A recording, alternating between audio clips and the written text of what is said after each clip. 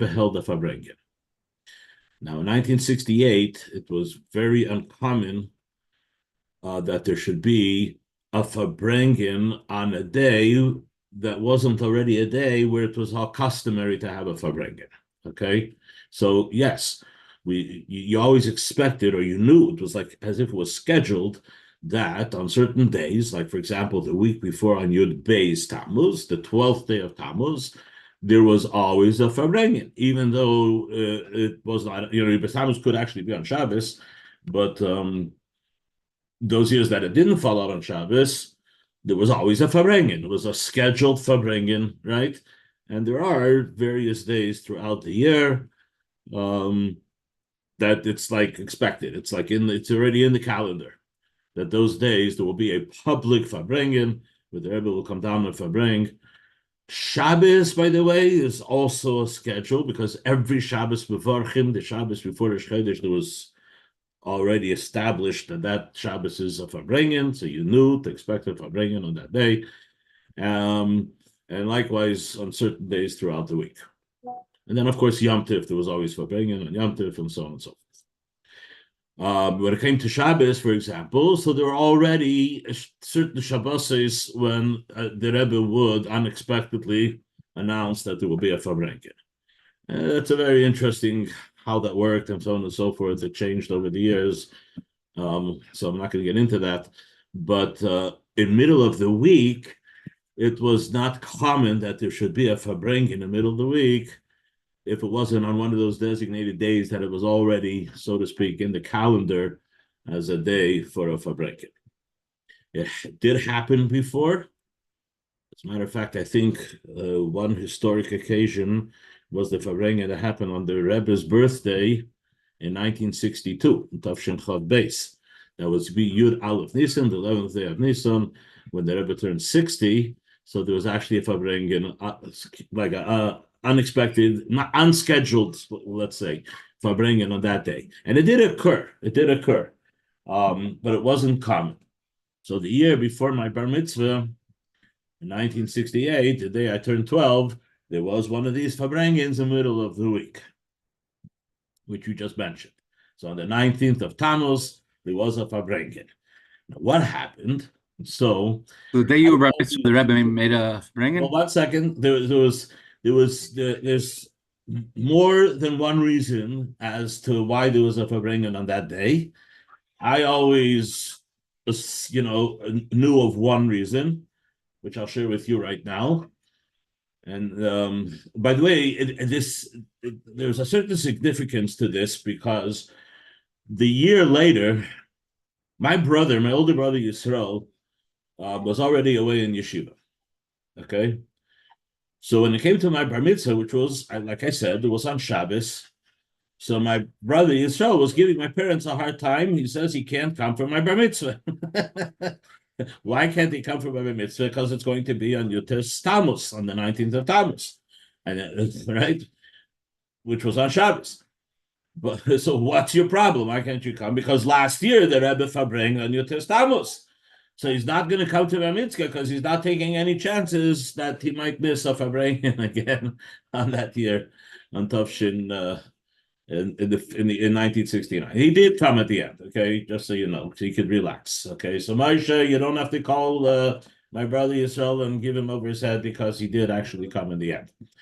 And I don't know if he missed a farbrengen or not. I think he may have. Do you really think I would do that? No. So what happened? So on Yud Beis Tammuz, which was a very big farbrengen, it was a scheduled farbrengen, and on Yud Tammuz, on Yud Beis Tammuz the week before, and like I said, I think I mentioned last week, my nostalgic memories of going to the Rebbe, right? And the very first time that I went to the Rebbe was right before I turned 6 years old, right? And it was in Tammuz. It was actually a little bit before Yud Beis Tammuz. It was for my aunt's wedding on either the 9th or the 10th of Tammuz. I don't remember. So that was the very first time I went to the Rebbe, right? But it's my birthday, and it was my bar mitzvah, and et cetera, et cetera. And throughout the years, that would be when I would go with my father to the Rebbe, like I said, I think I mentioned this last week, it wasn't necessarily every year that I was there for Yud Beis Tammuz, but I do know that over the years, I was several times, my father took me for the Yud Beis Tammuz farbrengen. And then, of course, there was also Simchas Torah, which also happened, was also one of those days where it was more likely, more common, that my father would take me to the Rebbe for those 2 days. So until I left, finally graduated 8th grade here in Pittsburgh, and then I went off to yeshiva in New York, right? So then, of course, I was at every farbrengen.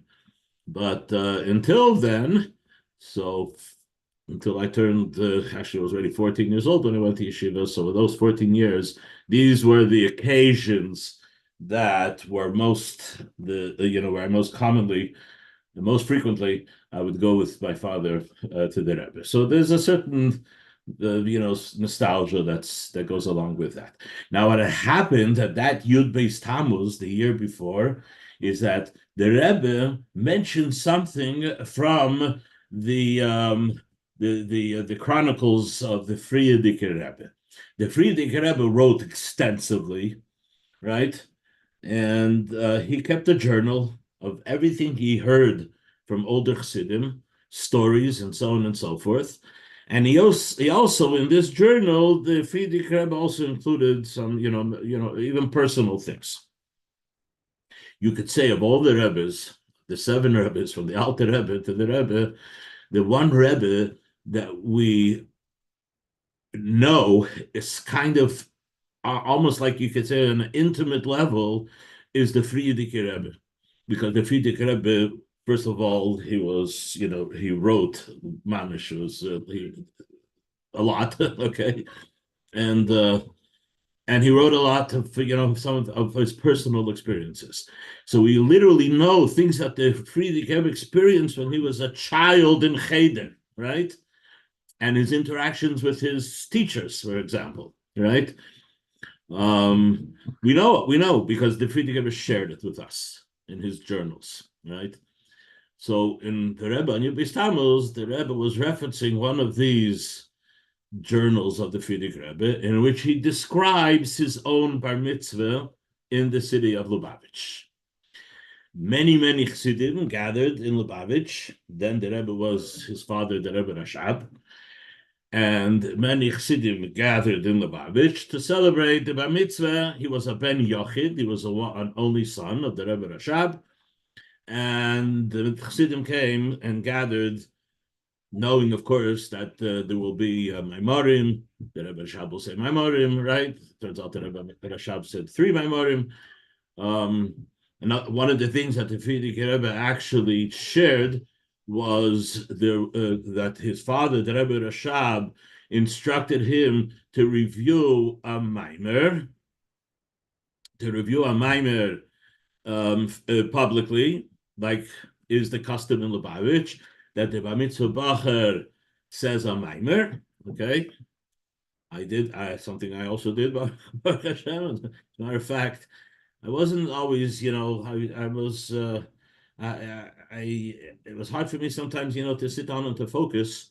And my father was getting very nervous that I wasn't going to know the Maimer by my bar mitzvah.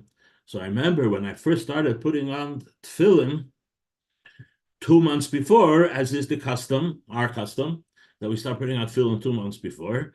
So I remember my father telling me that if I don't know the Maimer by the day I'm supposed to put on my tefillin, right? So he says, we're going to delay. I'm not going to let you put on tefillin until you know the Maimer, right? He was kind of at lost. What am I going to do with this kid? You know what I mean? How am I going to get him to sit down? So he had to use some some method to get me to focus. And Baruch Hashem, it worked.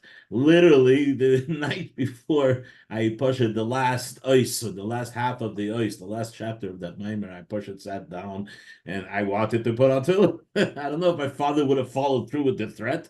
I don't know. He was a pretty gentle, kind person. But he did tell me, he said, before you put on tefillin, you need to know the Maimer. Okay, so Baruch Hashem. And also thanks to Rabbi Ephraim Rosenblum, who helped me, Olav Shalom, who was my bar mitzvah coach. So he helped me with the Parshas Pinchas, and he helped me with the minor.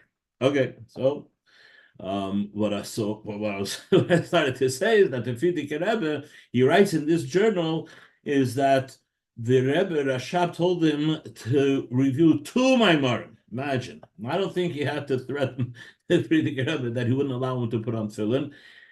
If I'm not mistaken, I think the Frierdiker Rebbe started putting on tefillin on his 12th birthday. You heard such a thing ever, Chaim?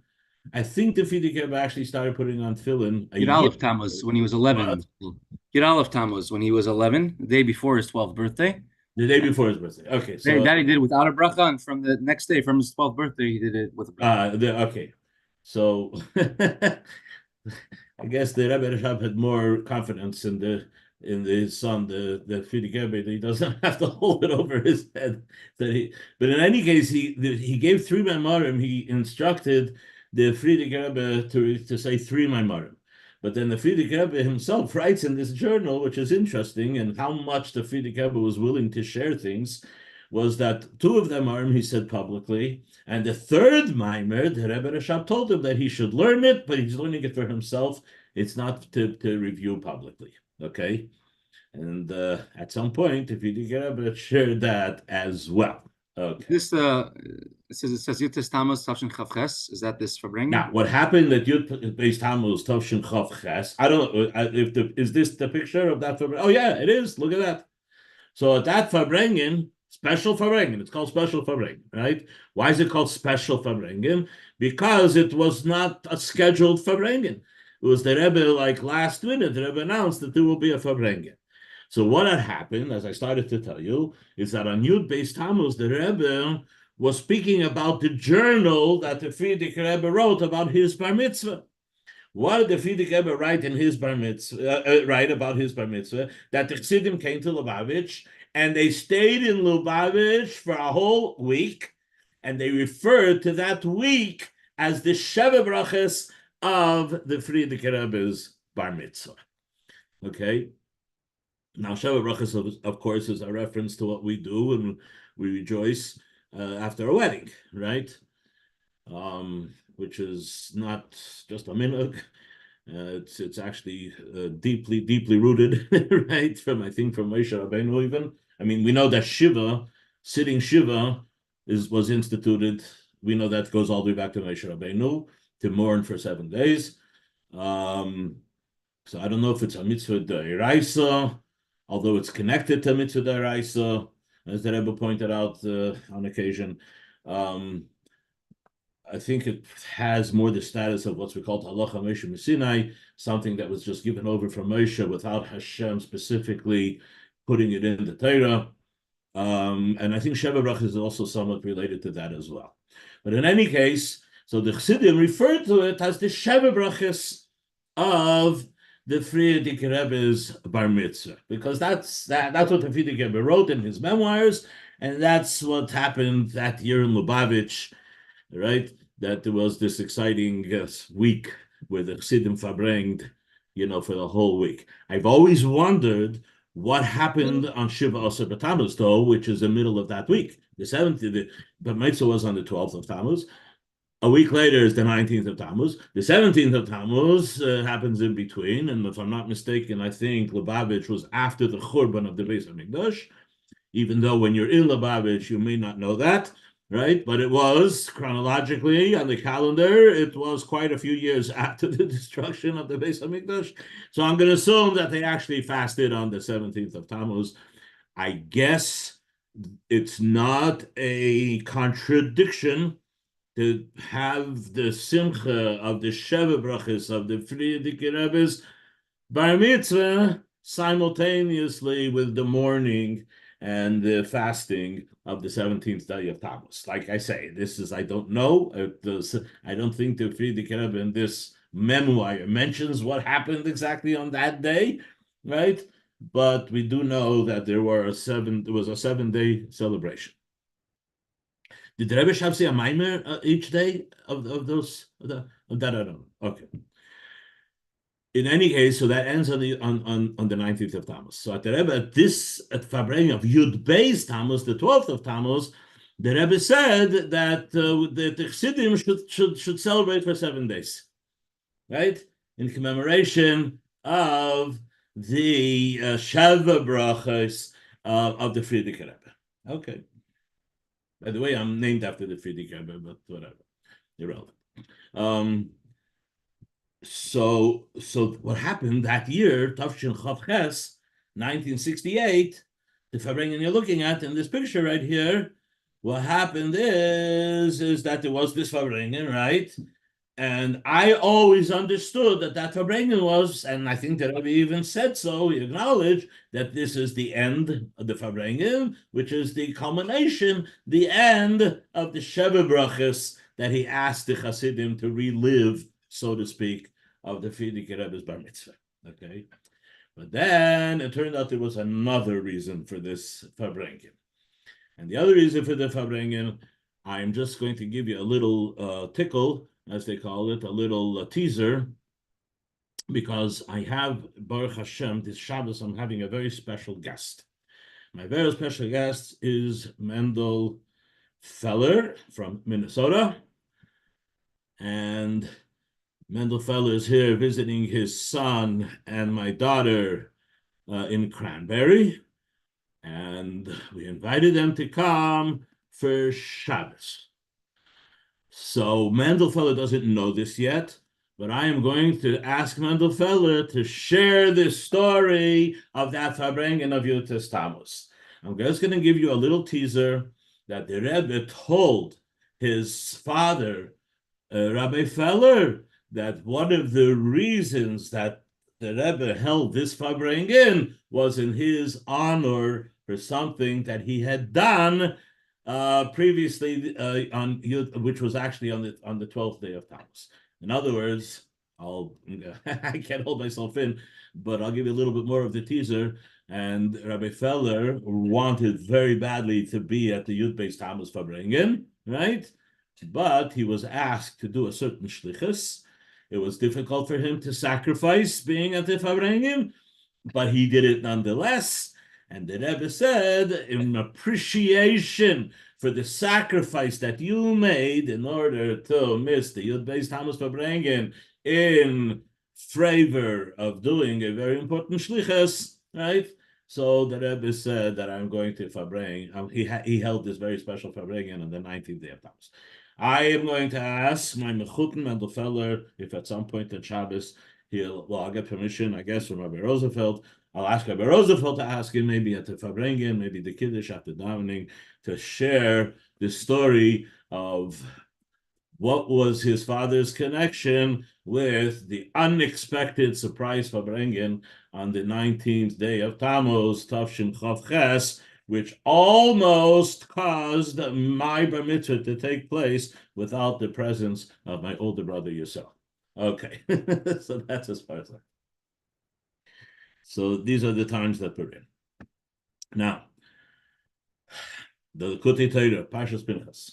Okay, so in Parshas Pinchas, one of the mitzvahs in Parshas Pinchas is the mitzvah of what's called the Karban Tamid, right?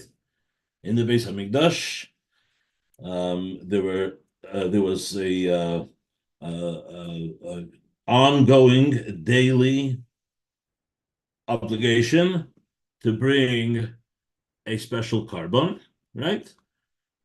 That carbon was actually divided in two, where part A was done as the very first carbon of the day, and part B, that's called the carbon tamid shel shachris, and then part B would be the carbon tamid shel ben ha'arbayim, which took place in the afternoon, and that carbon again was the last. That was the last carbon of the day. Okay, and no other carbonas were brought after that carbon. So they, in the Beis Hamikdash, they like to do things very efficiently, and they wouldn't push things off. And as soon as they could bring the carbon tamid in the afternoon, they would do so. But they always would therefore make sure that whatever other carbon would take place, and that would of course be personal carbonas, where if somebody had an obligation to bring a carbon to atone for a sin, which is called a carbon chatos, or if somebody just wanted to bring a carbon as a donation, and so on and so forth, a carbon nedarim, of which there are many different types. We learned recently in the Rambam. So they would have to, finish all of the kavanos of the day, and only after, at the very end, they would bring the carbon tamid shalbein harabayim. Okay, there's actually one exception, and that would be Erev Pesach, because the one carbon that was brought after the carbon tamid of the afternoon, the daily carbon was then the carbon Pesach. That was an exception. Okay, but other than that, this was called the carbon tamid. Carbon tamid means the daily routine. Every single day, they would bring literally every single day, they would bring this carbon. Now on Shabbos and Yom Tov, there was also a mitzvah to bring a carbon, and now it's called the carbon musaf. That's the carbon that's brought in addition to this daily carbon, right? And it's also like continuous, because every Shabbos and every Yom Tov and Rosh Chodesh, for that matter, any day that in davening we daven musaf, right? Like we do on Shabbos or Rosh Chodesh, Yom Tov, those are all days where in the Beis Hamikdash they would bring an additional carbon. So it's also kind of like a tamid. It's like a continuous, ongoing routine, right? But not necessarily daily, but every Rosh Shabbos and every Rosh Chodesh, etc., etc. Okay, so this is the carbon tamid. So the Alter Rebbe, actually in more than one maimer, the Alter Rebbe references something interesting, which is called a diuk, in the way the words are phrased. That's called a diuk. And what we find is that the pasuk that introduces us to this mitzvah, it's a Vaydaber Hashem al Moshe Lemar, right? V'amarta, and you shall say to Bnei Yisrael, right? And then again it repeats in the second pasuk again, V'amarta, and you shall say to Bnei Yisrael, which is unusual. I mean, every mitzvah we find that Hashem told the mitzvah to Moshe, and that Moshe Rabbeinu went on and he taught it to Bnei Yisrael. This time, when Hashem is telling Moshe Rabbeinu, he's telling him, Via Marta, and you shall tell them, etc., what that mitzvah is, right? But interestingly, let me just here, I'm going to just look at the pasuk.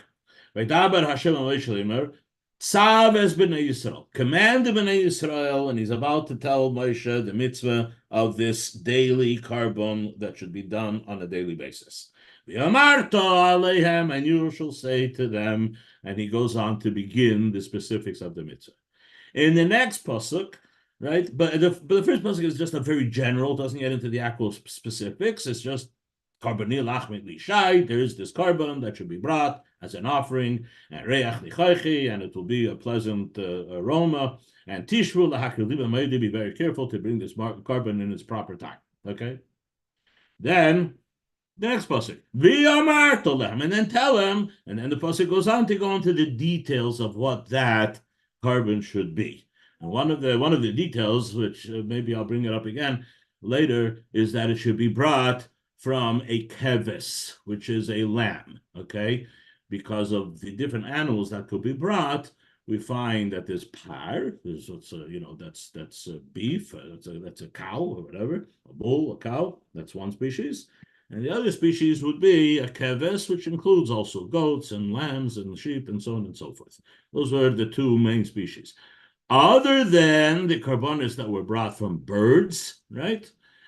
These were carbonas that were actually never eaten at all. They were always a carbon oilo, which means that the whole thing was burnt on the mizbeach. By the way, the carbon tamid that we're learning about now is also an oilo. The kohanim didn't partake in the eating of any part of that. It was all completely burnt for as a sacrifice, as an offering, a complete total offering to Hashem. Okay.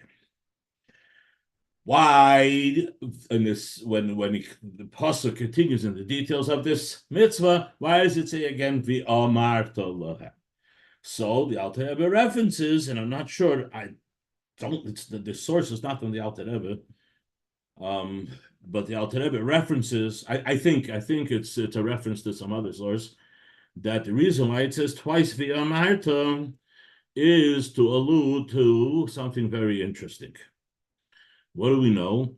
These karbonos could only be brought in the Beis Hamikdash. We cannot bring these karbonos anymore, right? And in our davening, when we mention these karbonos, we ask Hashem that we should bring back the Beis Hamikdash. And one of the things we say in various places in the davening is that we should be able to go back to bringing the carbon, the daily carbon, the carbon tamid that will take place every single day. Okay, so without the Beis Hamikdash, obviously we cannot bring this carbon. By the way, this is also an exception with the carbon Pesach because it's a complicated topic, but the carbon Pesach, technically, I think it could also be brought without the Beis Hamikdash, but that's a whole different subject. Okay. Yeah, it definitely could, because I remember after the 6-Day War, there was this halachic debate, probably not just amongst one or two rabbanim, but many rabbanim, but the one I'm aware of is that there was a letters going up and back between the Rebbe and one of the great scholars in Israel at the time, Rabbi Yosef Zevin, who happened to also be a Lubavitcher Chassid, but he was very popular in Eretz Yisrael. He is actually the one who began the project of what's called the Encyclopedia Talmudis, very much encouraged by the Rebbe. He was a Chassid, and he was a Lubavitcher Chassid, absolutely. I know, there's another one of the great Rabbonim, the Rogachover, right? The Rogachover was also a Lubavitcher Chassid, but the Rogachover was so big, right, that you can't just like put him into the description, just call him a Lubavitcher Chassid. He was just so big, right? Rabbi Zevin was also great master, accomplished great things. I don't intellectually, if I may say, no one comes to the level of the Rogachover, right? No one. The Rogachover is like stands apart and stands alone. Okay, and this is well recognized. By the way, my wife gave a speech at the Kiddush HaShluchim, Kiddush HaMechanchos. The women have a annual. I'm going so off the topic now, so make sure, Chaim, that I get back on the topic. But this is something that my wife shared in her speech. She gave a speech at the Kiddush HaMechanchos, and she told the story of the Rogachover, right? Now, when you say the Rogachover, anybody who's familiar, okay, Rogachover, okay, he's a completely, totally different category. There's no one else in the category of the Rogachover. It's pretty much well accepted, okay? Chassidim, non-Chassidim, the Litvische, the Tzvardim, everybody, right? The Rogachover was this unique individual who lived in but the Rebbe was There was the Rebbe had met with the Rogachover, and there was a time that they both lived in the same city in the 1930s in Leningrad, as it was called then, or Petersburg, as it was called then, St. Petersburg. But in any case, the Rogachover, there's a story that when the Rogachover was a child in Cheder, he couldn't sit still in Cheder. This is why my wife is telling the story to teachers, right? At this convention for the mechanchos, the educators, the women educators. So there he is, the picture of the Rogachover. He even looked different, right? They say he couldn't. Interestingly, did I talk about him last week? Because we said, we talked about Rabbi Teitz. He spoke about him. He said it was Rabbi Teitz actually knew the Rogachover, right? And Rabbi Teitz came to be Menachem Ovel, the Rebbe, after the passing of Rebbe Tzvi Chamadin. So the Rebbe used the occasion of Rabbi Teitz coming to be Menachem Ovel, him, right, in the Rebbe's home, to speak about the Rogachover. And the Rebbe wanted to know if Rabbi Teitz knew any inside information as to why the Rogachover never took a haircut.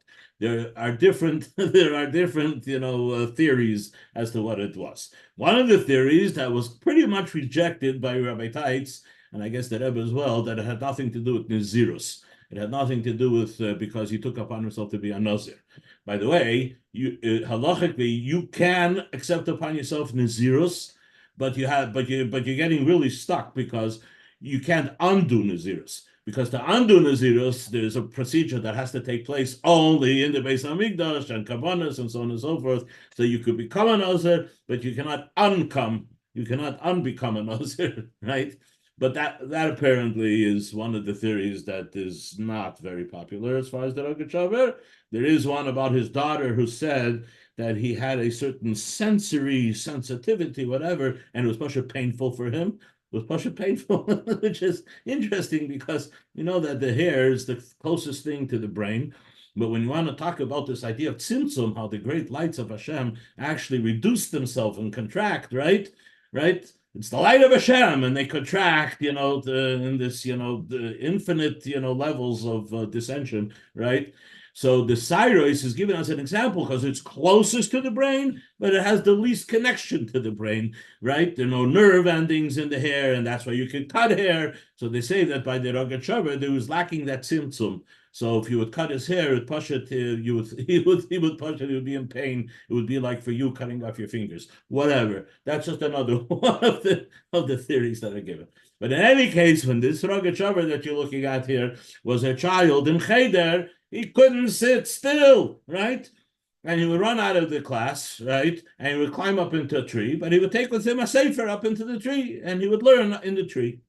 So the story goes is that the teacher didn't know what to do with him. So what the teacher decided to do is he climbed up on the tree and he sat and he learned with the Rogachover in the tree. This was the story that my wife told about a lesson for chinuch. The Rogachover said, whether it's 100% true or not, but in the story, as the story goes, the Rogachover says if it wasn't for that devotion, right, of the teacher climbing up, not screaming at him while you're running out of class, not screaming at him for climbing up the tree and learning up in the tree, but rather went up on the tree, climbed up the tree, and he learned with him. Said the Rogachover, I don't know if I would have developed my love for learning if not for what that teacher demonstrated to me when I was in Cheder. Okay, so that was my wife's speech about the Rogachover. But in any case, now you have to get me back on track, Chaim. How did I get to the Rogachover? So Rabbi Zevin, Rabbi. You're right. So okay. But in any case, Rabbi Zevin had this debate with the Rebbe about the Korban Pesach after the 6-day war when they actually recaptured the Harabayis, right? So the Rebbe wanted to say that you now have a chiyuv to bring the Korban Pesach because you could bring the Korban Pesach because the Korban Pesach is not contingent on having the Beis Hamikdash, right? But whatever. It turned out that unfortunately the Rebbe in one of the letters says that as optimistic as I was, that we actually could bring the Korban Pesach, but we're restricted for other reasons because of being tahar, we can't make ourselves properly tahar to do so, right? So therefore, the Rebbe says it's best that you not be present in Yerushalayim on the Erev Pesach, right? But then the Rebbe actually, because the situation had changed, the Rebbe said that we're going back to the original because unfortunately, up until the 6-day war, we couldn't bring a korban because the Jordanians wouldn't let us get near the place of the Beis Hamikdash, right? He says, now, unfortunately, the government of Israel itself doesn't allow it. So the bottom line is that even if you want to bring a Korban Pesach, the Prime Minister of Israel or the Justice Department of Israel, whoever it may be, whoever's running that country, right, wouldn't let you anyway. So because you don't want to provoke the Palestinians or whatever, the Iman who's in charge, whatever. So bottom line, so we can't bring korban. But the Korban Talmud, we can't bring, right? No Beis Hamikdash, no Korban Talmud.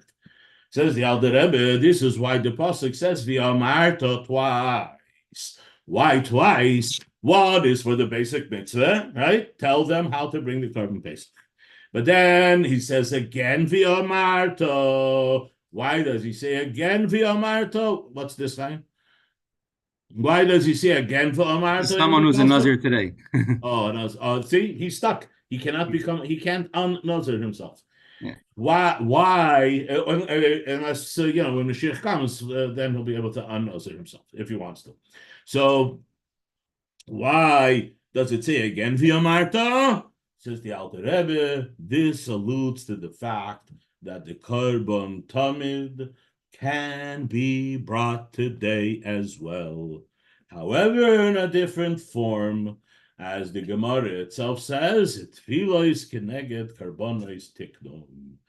This idea of davening every day, which, by the way, it seems to be so fundamental, but it's not so fundamental, because this whole concept of this routine of davening every single day was, first of all, instituted before the Beis Hamikdash was destroyed by the Anshe Knesset HaGedolah in the times of the second Beis Hamikdash.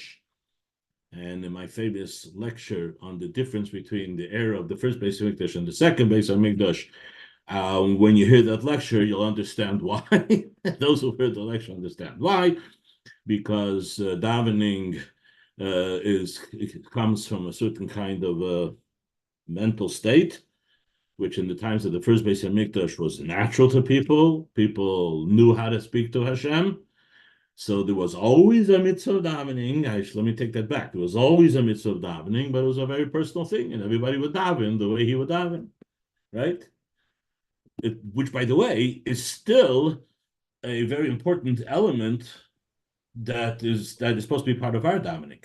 So when the Rambam describes the mitzvah, the fundamental mitzvah of davening, he begins by saying that every Jew has a obligation that if he needs something, levakesh tzirachov from Hashem, you have to ask and turn to Hashem to ask for your needs. That's the fundamental nekuda of davening, which is a mitzvah de'oraisa. It's a mitzvah from the Torah. Right? Yes? Somebody have a question? So there's a fundamental mitzvah from the fundamental. I mean, it's a mitzvah de'oraisa, right? The Torah, it's one of the 630 mitzvahs that you have to daven. But the davening in its original form was that levakish tzirachov. It's an extension of the mitzvah of Amunah, right? And the person, by asking Hashem, it's basically he is demonstrating, he's showing that he believes that all of his needs can be provided from only one place, and that is from Hashem himself. Okay? So that's the fundamental mitzvah of davening. Now, people had to daven, right? The vakesh tzirachov, but they lost the art of speaking to Hashem. In the first Beis Hamikdash, it became natural. People knew how to talk to Hashem. Came in the second Beis Hamikdash, there's no prophecy. Even the Beis Hamikdash was lacking, certain of the miraculous elements that were present in the first Beis Hamikdash. And the whole society had shifted dramatically. As I point out that lahavdil, this is the beginning of what we call in secular history, this is the beginning of modern civilization, right? Founded by the great philosophers of Greece, Socrates and Aristotle, and all of the government systems as we know today, including both democratic systems and socialist systems and even whatever, right? They're all rooted in the principles that were basically established by the great Greek philosophers, okay? So we're just a continuation, modification here and there, little evolution, a little modification, a little adjusting, whatever. But basically, this is how historians look at our civilization, as the modern civilization has its roots, it has its humble beginnings in the times of the Greek philosophers, which coincides with the time of the second Beis Hamikdash. And I, in my famous lecture, I put the two together. I said it's also the beginning of modern Judaism, right? In order to illustrate that, I say that if you can go to a time machine and pop you back into the first Beis Hamikdash, it would be so strange you wouldn't know where you are. You wouldn't know how to handle it. Besides the fact that, I don't know, if they didn't wear pants and shirts, they wore something else, whatever. So you feel so out of place. But in any case, if they pop you back to the second Beis Hamikdash, you'll be able to relate a lot better, because the things that they were doing as their Yiddishkeit are all the things that we are so familiar with, like wearing a yarmulke, and yarmulke maybe goes back even further, but just something that we all take to be so routine, right? In our Yiddishkeit, who's davening every day, davening with Hanusach, we open a siddur, we all have the same siddur, mostly, for the most part. Right? There are variances between Ashkenaz and Sfarad and so on and so forth. But basically, it's the brachas before Krishma, the bracha after Krishma, Shemona Esrei, and then at some point was added a lot of the psalms of David HaMelech from Tehillim, which we call Psukei de Zimra, before we get to the brachas of Krishma and so on. It's all basically a routine that's been going on for over 2,000 years from the times of the second Beis Hamikdash. These tefillos that we have as a routine, right? Routine. That's the key word. That's our carbon tamid today. That's our carbon tamid. We don't have a Beis Hamikdash. We can't bring the actual carbon of this lamb, right? But we do have something that is ongoing, continuous, and routine. Tamid. Every day. Get up in the morning, we daven Shachis, in the afternoon we daven Mincha, and then we daven Ma'ariv, right? So much so that unfortunately, very unfortunately, it became a little too routine, right? And sometimes we just say the words, and we're not even focusing on the words, okay? Says the Alter Rebbe, oh, this is what it means that this is our carbon for today. This is our carbon. What is our carbon? We can't do, and why there's the second Via Marta. The second Via Marta is to tell us that we still have to every day bring a carbon, right? And we can't do it in the literal sense. So he says, mitzvahs, says the Alter Rebbe, are done on many levels. Most mitzvahs, true, are done with maisa, with action. When it comes to the maisa, the act of doing the mitzvah of the carbon tamid, we can't do it the way it's described in today's parsha. We cannot bring the keves, we cannot bring the lamb, right? We can't bring the lamb because we don't have a Beis Hamikdash. But, says the Alter Rebbe, mitzvah also addresses the other two forms of our action and behavior. And what are they? Machshava and dibur.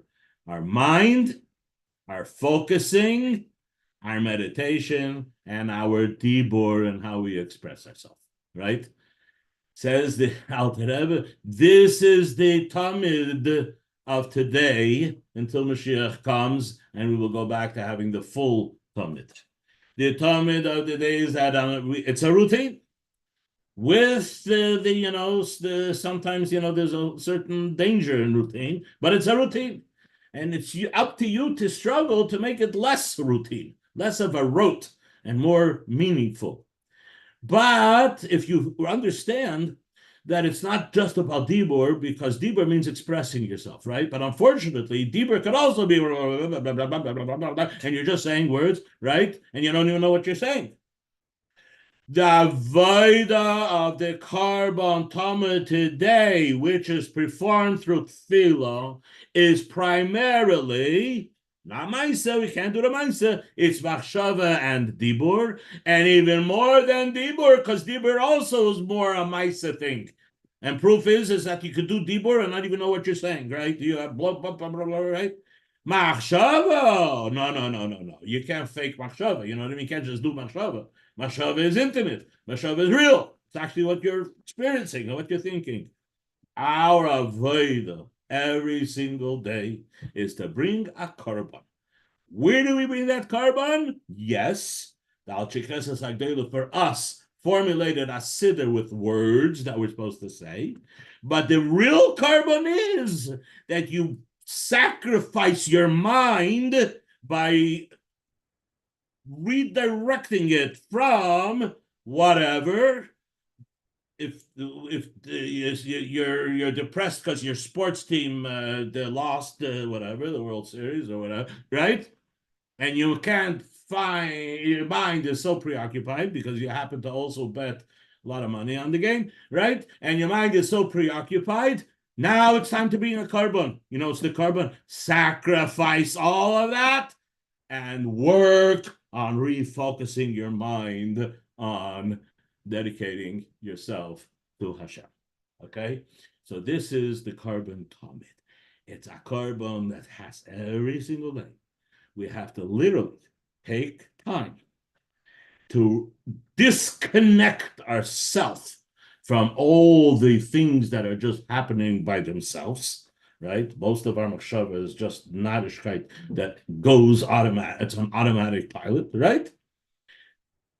Take hold of it, grab it, right? And bring a korban. Take that mind of yours that, by the way, is talking in the words of davening, and make sure there's a connection between the words that you're saying and the machshava, the understanding, and actually feeling and experiencing the words that you are saying. That's a korban, my dear friends. That's a real korban, right? And that's what it's meant, that every day, in the morning, we have the korban tamid shel shachris. Then in the afternoon, we come home from work, we go to Nuran, and we daven mincha. That's the korban tamid shel habayim.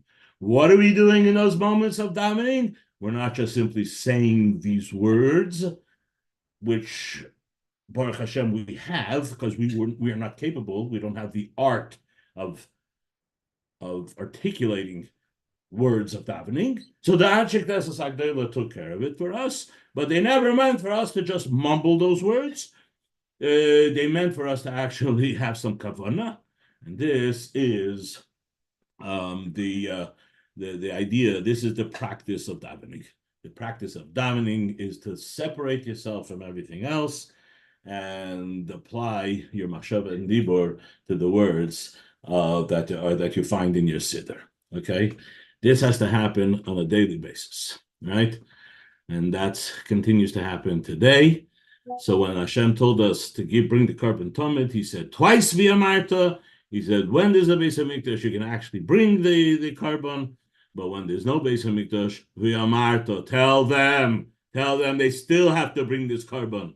And this korban has to become part of their absolute daily routine. And they will bring the korban, maybe not with just Maisa. The Maisa part will be the words that you say, but it has to also include your machshava, your mind, where you have to literally go through this exercise of separating your mind from the places where it just kind of like flows effortlessly.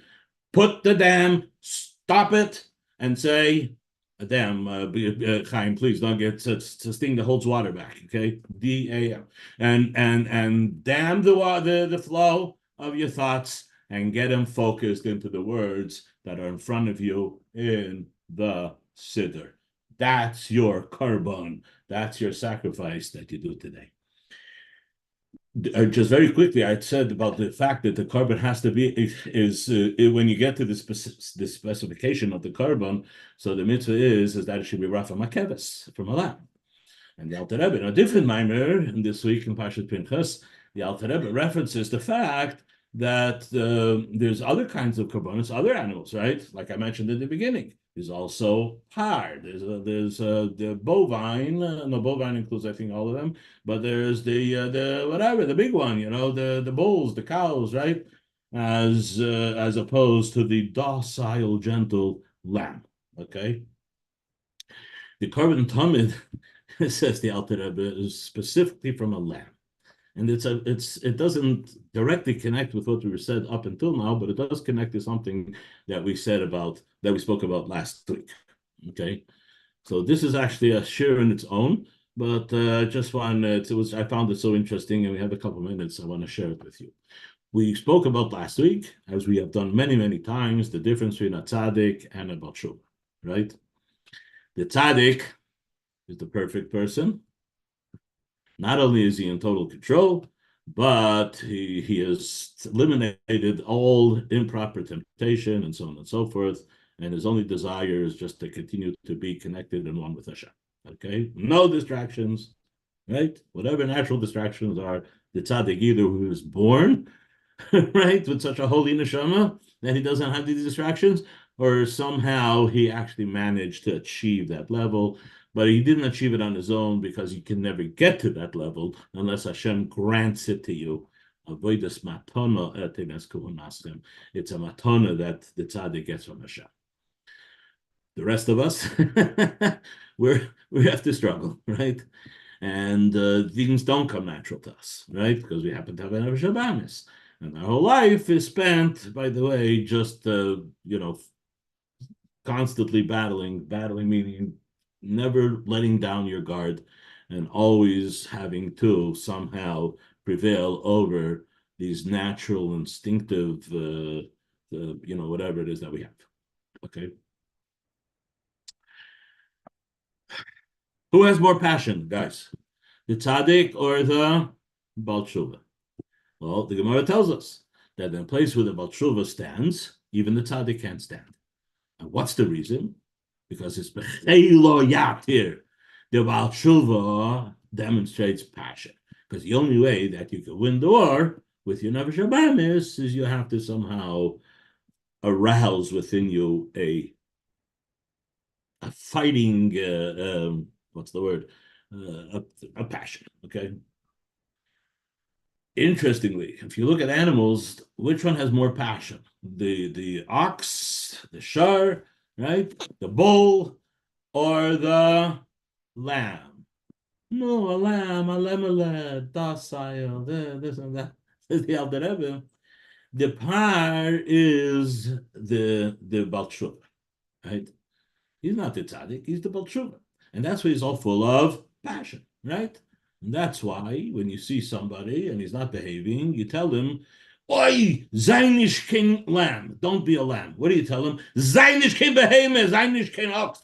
Stop acting like an ox, like a bull, right? You never scream at somebody and tell them, oh, stop being. Yeah, sometimes you do, because sometimes people, being that they're a lemala, meaning they're a little bit, and they don't know how to show passion, right? So you have to scream at him too. But the bottom line is, the par is more associated with the Baal Tshuva, right? The guy who's struggling through life, and the lamb represents the tzaddik. Wait, one second. This carbon, which is the daily carbon, which is the routine, says the Alter Rebbe, is brought specifically from the lamb. Why the lamb? We just finished discussing how davening is a battle, right? And you have to make that the Gemara calls it. It says Eis Tzelusa is Eis Kirva, right? Or something like that. Davening is a battle. What are you battling? You're battling your Nefesh Habamis, right? And you spend this time every day trying to stay focused, right? Rather than to just, go with the flow of your Nefesh Habamis, right? So why is it that this carbon tamid, which today is replaced by davening, what is this carbon tamid? Why is it a dafka lamb, which represents a tzaddik? And here the Alter Rebbe makes a very, very important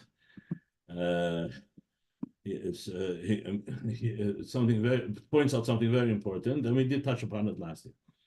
You can't have a Baal Tshuva if you don't have a tzaddik. Just simply said, a Baal Tshuva is always striving to something, right? Well, what is he striving to? He's striving to this thing called tzaddik. Why are you a Baal Tshuva? Because it didn't come to you naturally, and you have to constantly battle to it, right? So here the Alter Rebbe says, one second, Baal Tshuva is great, but you can't say, I want to be a Baal Tshuva. If a Baal Tshuva says, I want to be a Baal Tshuva, you're never going to get anywhere, right? Because in order to want to be a Baal Tshuva, it means I want to deviate and then come back. No, God forbid. You don't want to deviate. If you want to deviate, you have a problem. I want to be a tzaddik. For me to be a tzaddik, it's going to take some extra oomph, some chelo yatir, some extra strength, extra passion, and I'm going to get there. What's the baseline, though? What's even the Baal Tshuva struggling for? I want to be like the tzaddik, right? I'm going to be recognized.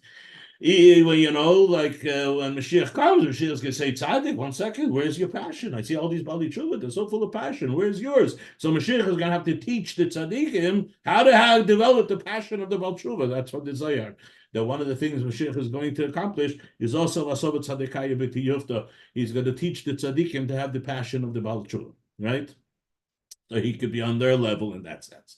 But in the meantime, if that Bal Tshuva doesn't see as his baseline, if he doesn't see as what's the most continuous, what's the continuum, what's the drive every single day, what is the drive of the Baal Tshuva? Dafke the tzaddik, the keves. Every day remind yourself, you're only going to win this struggle if you look up to the tzaddik, right, and want to be like him, and even more so, discover that there is this continuum, there's this state of tzaddik that actually exists within your own self. When you are davening, it's not about trying to be somebody else. It's about trying to find that element of the tzaddik and struggle to connect to that. So that is why davening is also a time where you try to totally disconnect from everything, even the external elements of your own being, and come to a state of fullness with the true essence of your being, which is indeed the baseline of every Jew, and that is tzaddik. And that's why the Korban Tamid, every day, it's about remembering that baseline, the keppus. That's what I have to share with you today, everybody. My hope is that from this point on, as wonderful as your davening may have been, let it please go up a notch, because after all, that's the whole point of spending